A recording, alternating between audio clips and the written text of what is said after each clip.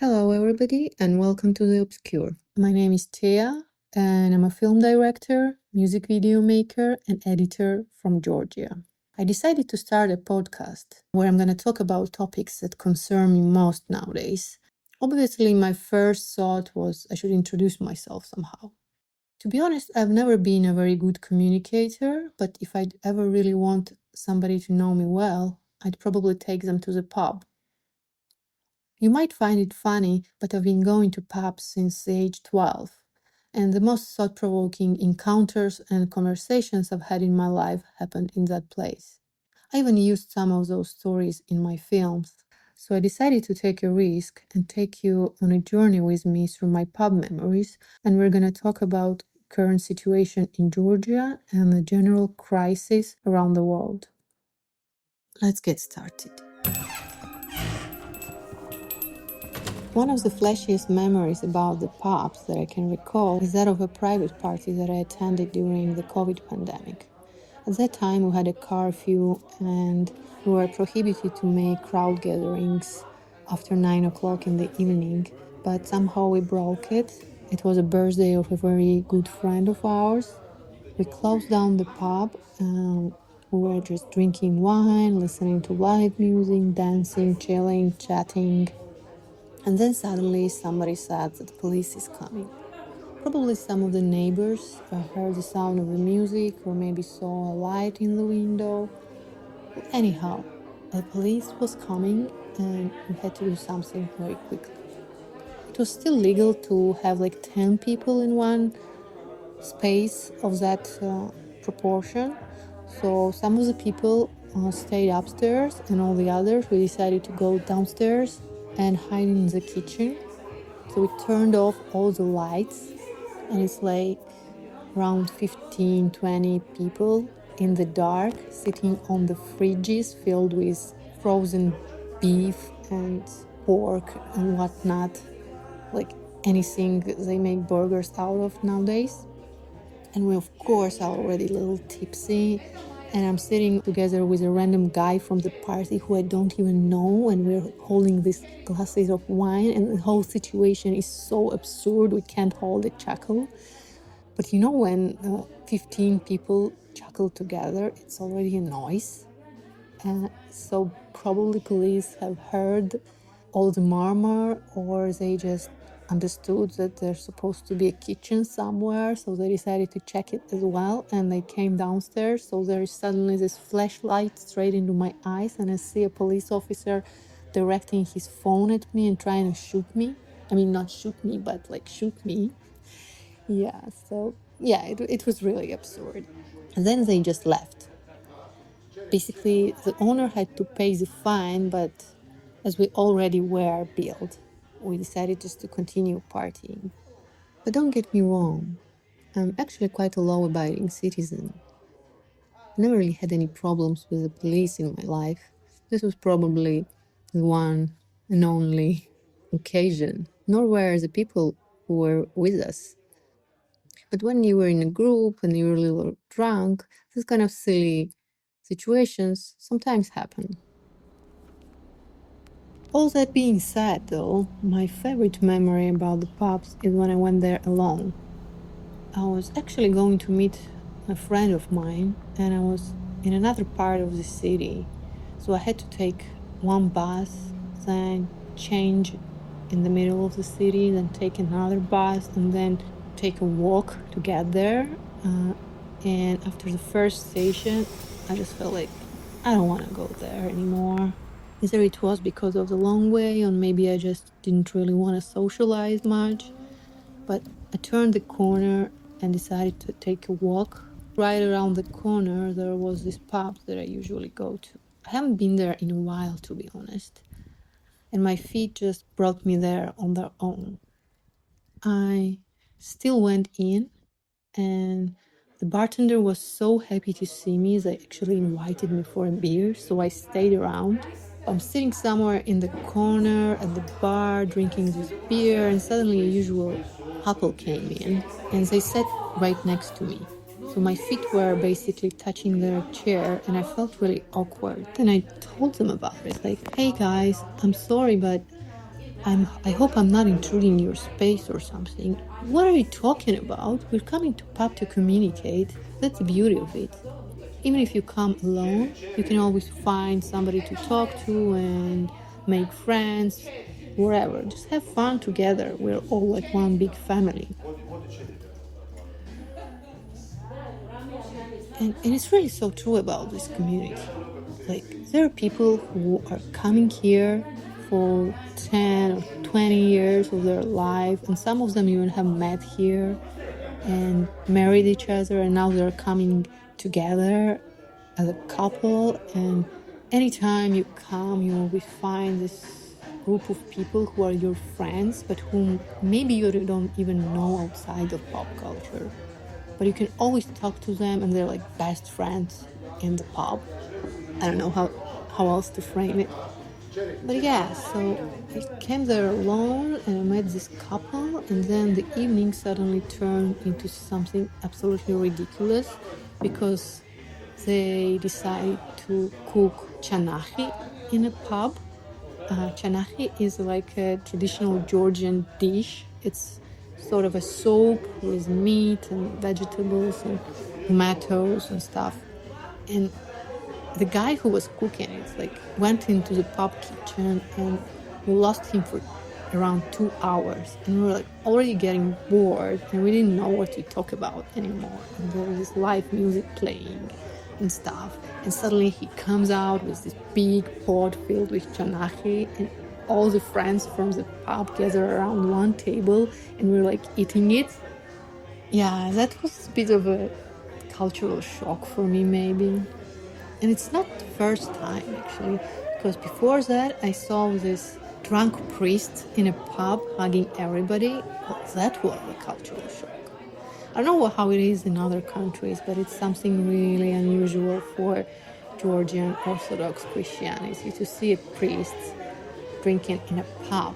And he was actually friends with all those people, so I'm not trying to put him in a bad situation here or something. It was just a big surprise for me when I saw it for the first time. Yeah.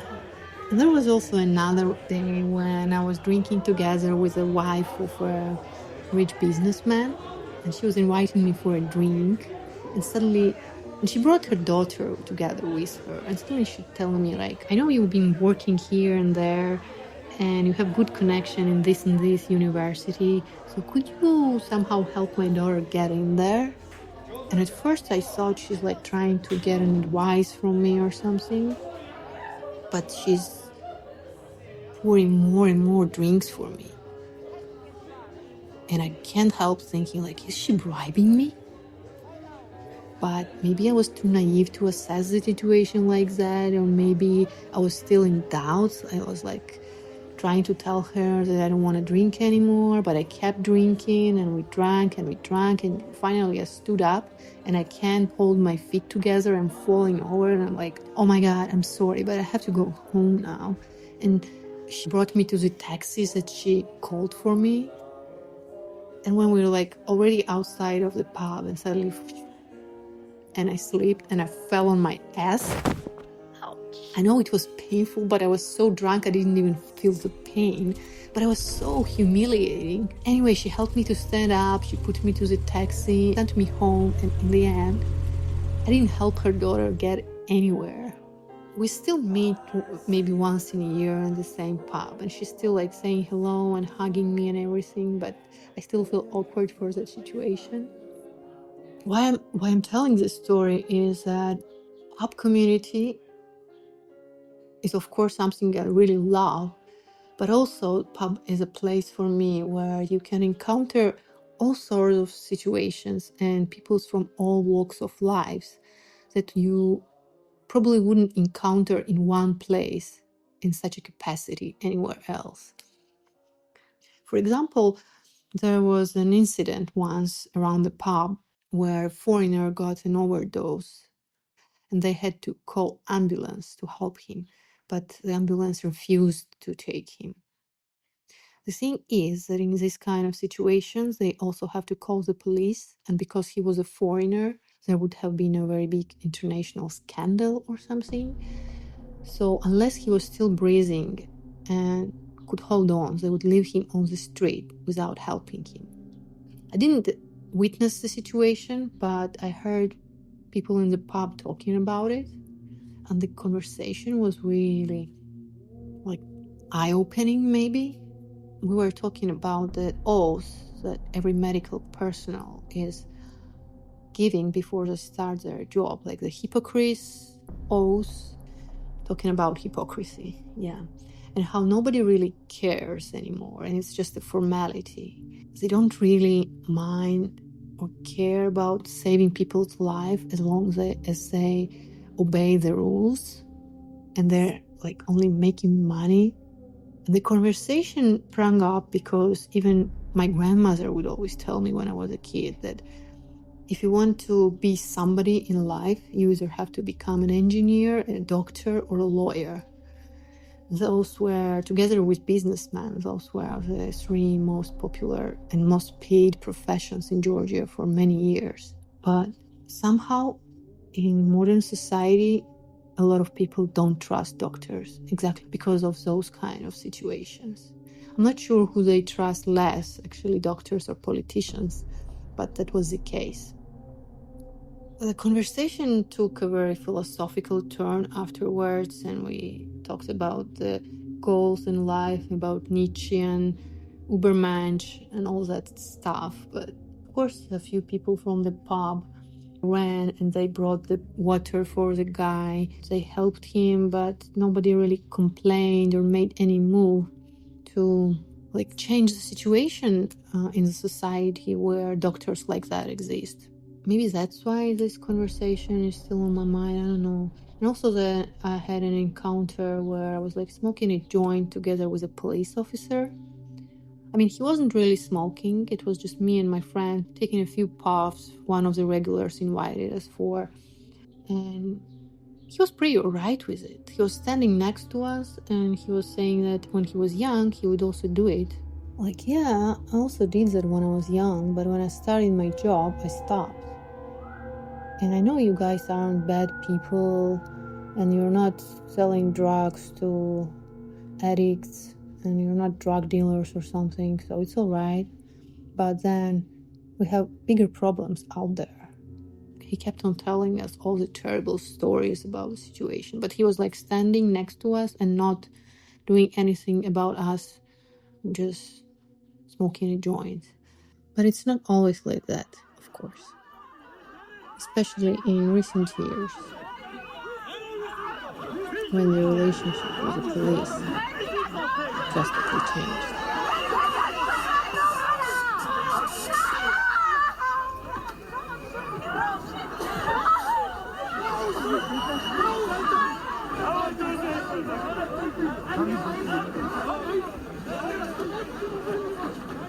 My relationship with pop culture also changed. Last time I went there, I just felt disconnected. Maybe because when you go out of the pub into the street, you see this charade of people marching on the streets who are protesting against government nowadays. It's been happening for more than 1 year already. And every time I pass by, I awkwardly smile at people that I recognize in the crowd, and I can't cheer, but I would lift my fist and salute them. Oh yeah, I'm just drunk and sad, going home, wherever. You can't really close your eyes on what's happening anymore. But I never saw myself as an activist, to be honest. How should I say it?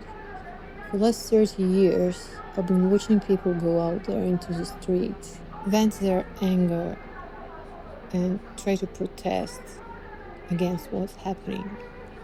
And especially in recent years, I've seen people lose their eyes, being beaten up, being put to jail for what they believe in. It's really hard to watch, especially when the people that right now are in jail are my colleagues. Maybe I don't personally know a lot of them, but they're friends of my friends. I realize that I don't really have an answer to this question, of what should we do as a society to avoid this kind of situations, or whether there is still a way to find a balance in such a radical world. I always remember that story from a French professor that I met once, and she was telling me that in university structure out there, there were a lot of professors recently who've been implementing a very Nazi ideologies to students. And she felt like she was the only one who didn't share the idea, and she wanted to leave, but she decided not to.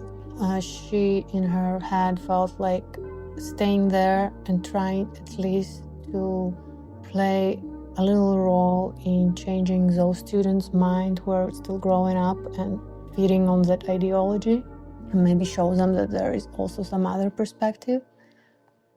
I know maybe in France it sounds easier, and here those kind of people have been fired from their jobs. That's what makes it even harder now on us. Where is that line where like you meet a person and they're really honest, kind. They talk to you, they care about you, they look you in the eyes and you don't see any evil in it, but then they choose not to participate in what's happening.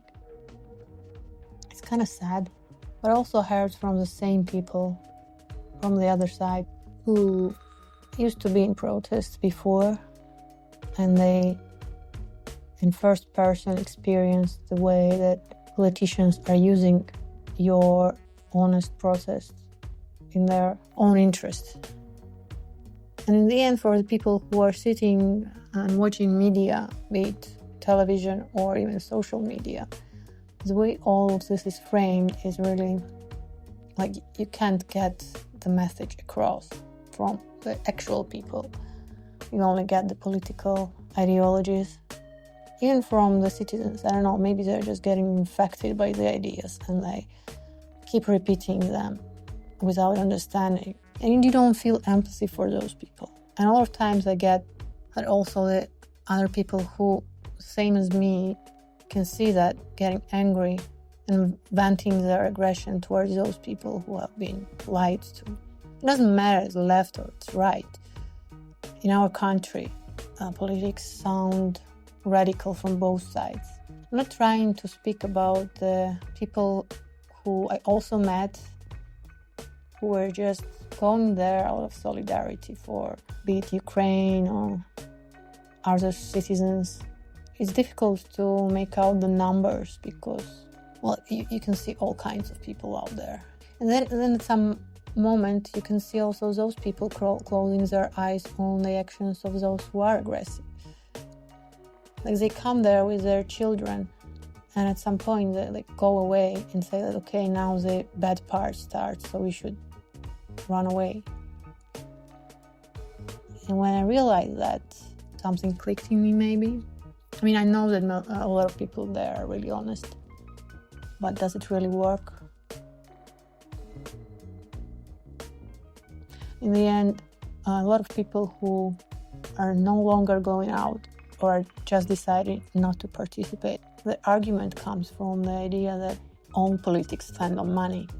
It doesn't matter how true you are to your idea and how much you want to be a hero who's going to change things in the country and break this cursed circle. Once you get in there, you just have to get your hands dirty. And the money always decides. I always thought that we should change things from the inside, because those people who take the money indeed are the ones that take all the chances away from us. I always thought that maybe if you were true to yourself and you go out there and somebody offers you money and you refuse it, maybe things could be different. But also I've heard stories where people will go like, well, when you're there, you cannot refuse. And it's really true, because a lot of people have heard been bribed in recent elections. They were the lowest stage of their poverty, and they all had loans from the bank, and the government would buy those loans off of them and demand to vote for certain people and all kind of things like that. So they surround you from every possible direction, and you just don't have a choice. Maybe there always is a choice, I don't know. Maybe in some situations there is a choice. And I honestly understand those people who are getting angry and shouting and screaming at those people who are using the situation to get rich and get ahead. It's something in my gut. It's just refusing to choose the strategy that's been around for 30 years and never ever really worked. In the next episode, I'm going to try to interview a few locals to see how the people actually see the possibility of finding a middle ground and coexisting in this fast-changing reality. Thank you for your attention, and of course, don't forget to follow and subscribe. Your support is really important for us.